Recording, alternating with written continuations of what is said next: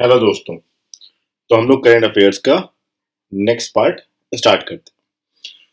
तो पहला क्वेश्चन हमारा, सुप्रीम कोर्ट कॉलेजियम ने जस्टिस हिमा कोहली को किस राज्य के हाई कोर्ट की पहली महिला चीफ जस्टिस नियुक्त किया है? तेलंगाना, बिहार, पंजाब या फिर तमिलनाडु? तो इसका राइट आंसर है तेलंगाना। इसके पहले जो महिला चीफ जस्टिस थी हिमा कोहली, उसके पहले वो दिल्ली हाई कोर्ट में थी और तेलंगाना की ये पहली चीफ जस्टिस नियुक्त हुई है जो फीमेल है।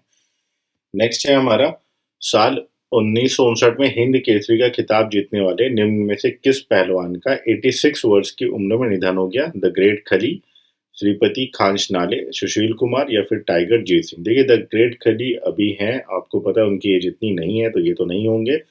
और सुशील कुमार के बारे में भी आपको पता है, मुक्केबाज हैं और इनका निधन नहीं हुआ है और ना ही ये 86 साल के थे। दो ऑप्शन तो वैसे भी गलत हो गए। हमारे सामने बचता है श्रीपति खांचनाले फिर टाइगर जीत सिंह। तो आपका राइट आंसर है श्रीपति खांचनाले। इन्हें जो है हिंद केसरी की उपाधि मिली थी 1959 में। ठीक है, 1959 में, जैसे ऊपर लिखा हुआ है, इन्होंने जीता था रुस्तमे पंजाब को हरा के। रुस्तमे पंजाब को इन्होंने हराया था और उसके बाद जो है इनको ये उपाधि मिली थी। और साथ ही साथ इनको एक उपाधि और मिली है, शिव छत्रपति पुरस्कार। ठीक है, शिव छत्रपति पुरस्कार भी इनको मिला है जो कि महाराष्ट्र गवर्नमेंट देती है। ठीक है, नेक्स्ट क्वेश्चन है हमारा, गृह मंत्रालय ने हाल ही में किस सांसद एवं अभिनेता को वाई कैटेगरी की सुरक्षा प्रदान की है? राज बब्बर, शत्रुघ्न सिन्हा, सनी देओल या फिर परेश रावल? तो आंसर है आपका सनी देओल को, क्योंकि आपको पता है कि सनी देओल जो सांसद हैं वो गुरुदासपुर के हैं। ठीक है, गुरुदासपुर के ये सांसद हैं, कहाँ के? पंजाब में। और ये आप कह सकते हैं कि ये इंडिया और पाकिस्तान का बॉर्डर आता है गुरदासपुर में। तो वहाँ पर क्या होता है कि काफ़ी ज़्यादा जो आतंकवादी गतिविधियाँ होती हैं और काफ़ी ज़्यादा अटैक होने की उम्मीद होती है, इस वजह से इनको वाई कैटेगरी की सुरक्षा प्रदान की गई, जिसमें इनको जो कैटेगरी मिलती है उसमें जो गार्ड होते हैं वो 11 गार्ड होते हैं और साथ में उनके 2 एसपीओ भी इनको मिलते हैं। ठीक है, यानी 11 जवान और 2 एसपीओ इनको मिलते हैं। फिर नेक्स्ट है आपका, विजय दिवस निम्न में से किस दिन मनाया जाता है? 10 जनवरी, 12 मार्च, 18 अप्रैल या फिर 16 दिसंबर? तो इसका राइट आंसर है 16 दिसंबर। अच्छा, 16 दिसंबर को ही क्यों मनाया जाता है? क्योंकि आपको बता दें कि 16 दिसंबर 1971 को बांग्लादेश पाकिस्तान से आज़ाद हुआ था और बांग्लादेश एक नए राष्ट्र के रूप में बना था। ठीक है, बांग्लादेश एक नए राष्ट्र के रूप में बना था और इसमें इंडिया का ही पूरा जोर था और इसको इंडिया की जीत बताता है पाकिस्तान की ओर, इसलिए विजय दिवस 16 दिसंबर को मनाया जाता है। फिर नेक्स्ट है आपका, ड्रग कंट्रोल ऑपरेशन पर भारत और किस देश के बीच में हाल ही में द्विपक्षीय बैठक आयोजित की गई है? म्यांमार, नेपाल, चीन या फिर रूस? तो इसका राइट आंसर है आपका इंडिया और म्यांमार के बीच में अभी जो 5th बैठक हुई थी, कौन सी? 5th नंबर की बैठक हुई है। ठीक, फिर नेक्स्ट है आपका, अमेरिका ने रूस से S-400 मिसाइल प्रणाली खरीदने हेतु किस देश के रक्षा उद्योग को उसके अध्यक्ष समेत 3 अन्य अधिकारियों पर प्रतिबंध लगा दिया है? तुर्की, इराक, ईरान और पाकिस्तान? तो इसका राइट आंसर है तुर्की। और आपको ये भी बताते चलें कि S-400 जो है इंडिया के साथ भी रूस की साझेदारी चल रही है इसको लेने के लिए, क्योंकि वो तुर्की पे ये प्रतिबंध लगा चुके हैं। तो अभी बीच में कुछ ऐसे हालात बन चुके थे कि उनको लग रहा था कि भारत पे भी उनको प्रतिबंध लगाना ना पड़ जाए। ठीक है, फिर आते हैं हम लोग नेक्स्ट क्वेश्चन पे अपने, ऊर्जा संरक्षण दिवस निम्न में से किस दिन मनाया जाता है? 10 जनवरी, 15 मार्च, 14 दिसंबर या फिर 12 अप्रैल? तो 14 दिसंबर को ऊर्जा संरक्षण दिवस मनाया जाता है और ये भारत में ऊर्जा संरक्षण अधिनियम 2001 में ऊर्जा दक्षता ब्यूरो द्वारा लागू किया गया था। इसका मतलब था कि किसी भी तरीके से जो ऊर्जा है उसमें हम किस तरीके से कमी लाएं। तो ये अधिनियम 2001 से भारत में लागू हुआ था। अधिनियम 2001, ऊर्जा संरक्षण अधिनियम 2001। फिर नेक्स्ट है आपका, दक्षिण अफ्रीका टेस्ट टीम का नया कप्तान किसे बनाया गया है? Quinton de Kock, फॉफ do plexi, Hashim हमला या फिर केशव महाराज को? तो इसका राइट आंसर है आपका क्विंटन डिकॉक को। ये आपके टेस्ट के भी हैं, ठीक है, और आपके ओडीआई के कप्तान भी हैं, यानी वनडे और टेस्ट के क्विंटन डिकॉक है। लेकिन अगर हम बात करते हैं T20 की, तो T20 के जो आपके न्यू कैप्टन बने हैं वो कौन बने हैं? बाबू माँ। ठीक है, बाउमा आपके T20 के कैप्टन बने हैं साउथ अफ्रीका के। फिर नेक्स्ट क्वेश्चन है हमारा कि भारतीय रिजर्व बैंक ने मुद्रा नोटों की प्राप्ति, भंडारण और भेजने के लिए किस शहर में एक स्वचालित बैंक प्रसंस्करण केंद्र स्थापित करने का, ये स्थापित लिखा हुआ है, स्थापित नहीं है, स्थापित करने का निर्णय लिया है। तो इसका आंसर है आपका दिल्ली, जयपुर, पटना या फिर रांची। तो इसका आंसर है आपका जयपुर में। किसकी हेल्प से? तो जयपुर में एबीपीसी, एबीपीसी की हेल्प से। एबीपीसी का मतलब क्या होता है? Automated bank note processing centre. इसका फुल फॉर्म लिख लीजिए, क्या होता है? Automated bank note processing centre, processing centre. और इसमें क्या क्या चीजें आती हैं? जैसे कि अगर बात करें कि ये जो ओपन हो रहा है, इसमें क्या है कि इसमें करेंसी चेस्ट, ठीक है, इसमें बता देता हूँ कि क्या क्या चीजें होंगी। करेंसी चेस्ट, या फिर बैंक से मिले जो गंदे फटे नोट होते हैं, जितनी भी सारी चीजें होती हैं उनको नष्ट करने का भी इसको अधिकार दिया है। ठीक है, जो गंदे नोट हैं उनको नष्ट करने का भी इसको अधिकार रहेगा। और इंडिया में आरबीआई के अलावा और किसी के पास नोट को खत्म करने का या डिस्ट्रॉय करने का अधिकार किसी और के पास नहीं है। फिर बात करते हैं, हाल ही में किस राज्य सरकार ने सभी सरकारी मदरसों और संस्कृत स्कूलों को बंद करने के प्रस्ताव को मंजूरी दे दी है? बिहार, दिल्ली, झारखंड या फिर आसाम। तो इसका राइट आंसर है आसाम में।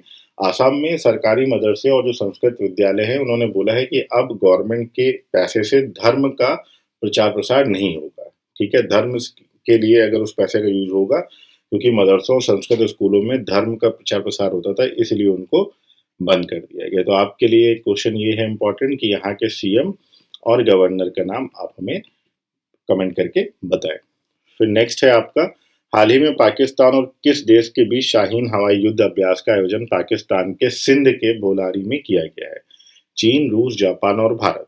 ठीक है, तो आपको पता है कि इस टाइम पे सबसे अच्छा जो पड़ोसी है वो पाकिस्तान का कौन है? चीन। तो इसका राइट आंसर है चीन में। ठीक है, और ये कहाँ पर है? अगर इंडिया की बात करें तो ये इंडिया का गुजरात की बॉर्डर पे, ठीक है, गुजरात का जो बॉर्डर है वहां पे ये आपका है, तो वहां पे ये युद्ध अभ्यास हुआ है। राइट, इसके बाद हमारा नेक्स्ट क्वेश्चन है, डाबर इंडिया लिमिटेड ने किस बॉलीवुड स्टार को डाबर च्यवनप्राश का ब्रांड एम्बेसडर नियुक्त किया है? अक्षय कुमार, सलमान खान, अजय देवगन और सनी देओल। तो आंसर क्या है आपका? अक्षय कुमार। और अभी अगर हम करेंटली की बात करें तो शायद माधुरी दीक्षित जी के साथ भी इनका करार हुआ है। ठीक है, करेंट टाइम की अगर हम लोग बात करें तो।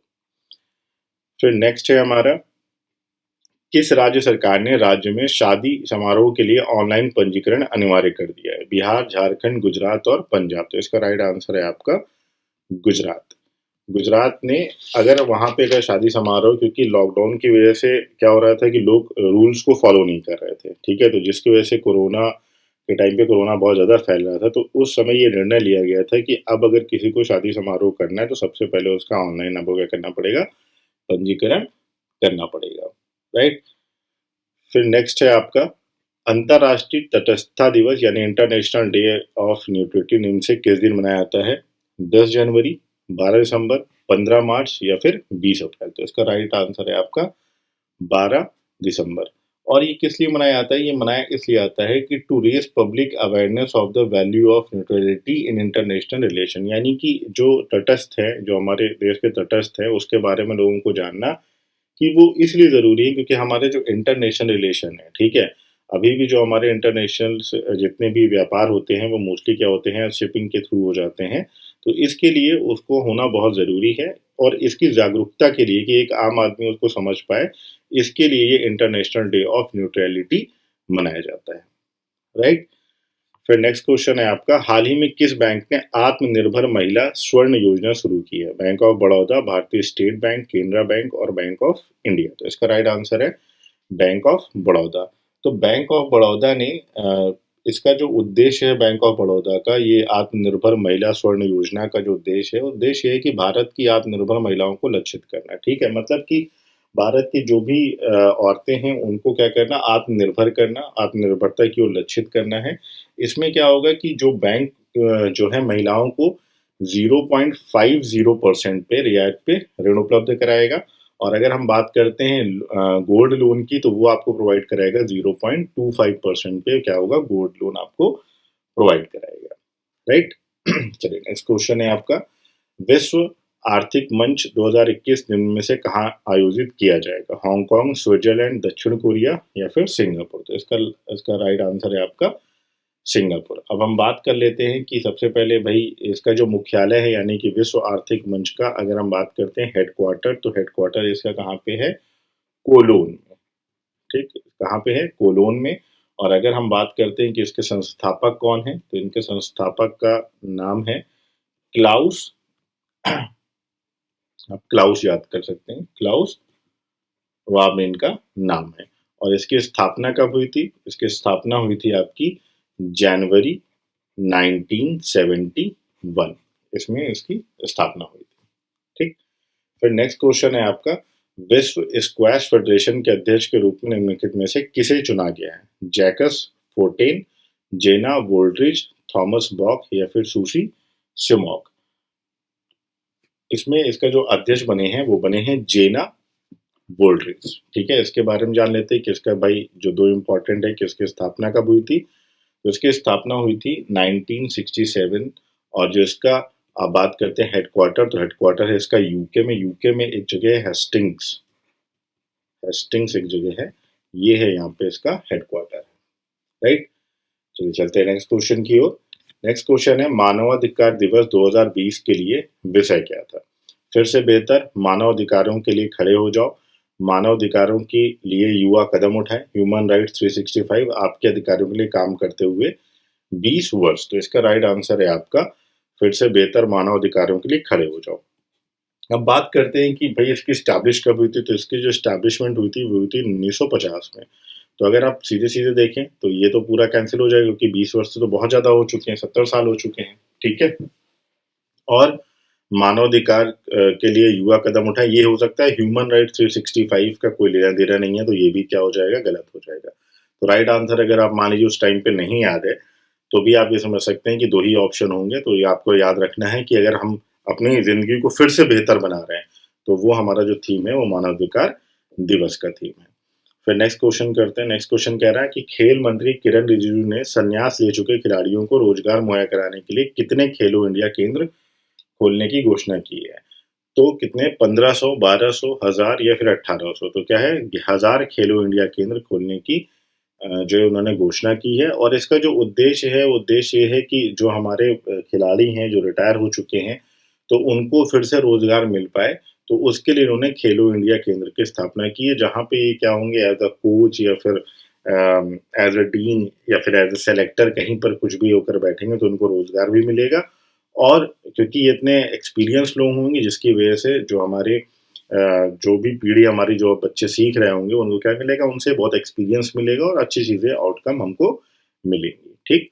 चलिए नेक्स्ट क्वेश्चन देखते हैं। नेक्स्ट क्वेश्चन क्या है हमारा कि वॉलमार्ट ने किस देश से वर्ष 2027 तक 10 अरब डॉलर का निर्यात करने की घोषणा की है, नेपाल, रूस, चीन और भारत। इसका राइट आंसर है आपका भारत, क्योंकि जो वॉलमार्ट है ये आपको पता है कि इंडिया में इसने अपनी फ्रेंचाइजी डाली है और कई जगह पे बहुत अच्छी तरीके से ये अपना वर्क भी कर रहा है। अगर आपको पता नहीं कि वॉलमार्ट क्या है तो बता दूं कि वॉलमार्ट में जितने भी चीज़ होती हैं वो क्या होती हैं, आपको होलसेल के रेट पे मिलती हैं। तो बेसिकली ये शॉपकीपर और बड़े बड़े जितने भी शॉपकीपर्स हैं वहाँ पे उनके लिए सामान होता है और होलसेल पे सामान मिलता है, लेकिन ये आम आदमी भी वहाँ कार्ड बनवा के जा सकता है, ठीक है। तो अगर आपको ये सेशन पसंद आया तो प्लीज़ लाइक करें, सब्सक्राइब करें और शेयर करें। और चलिए मिलते हैं आपको नेक्स्ट पार्ट में, तब तक के लिए थैंक यू।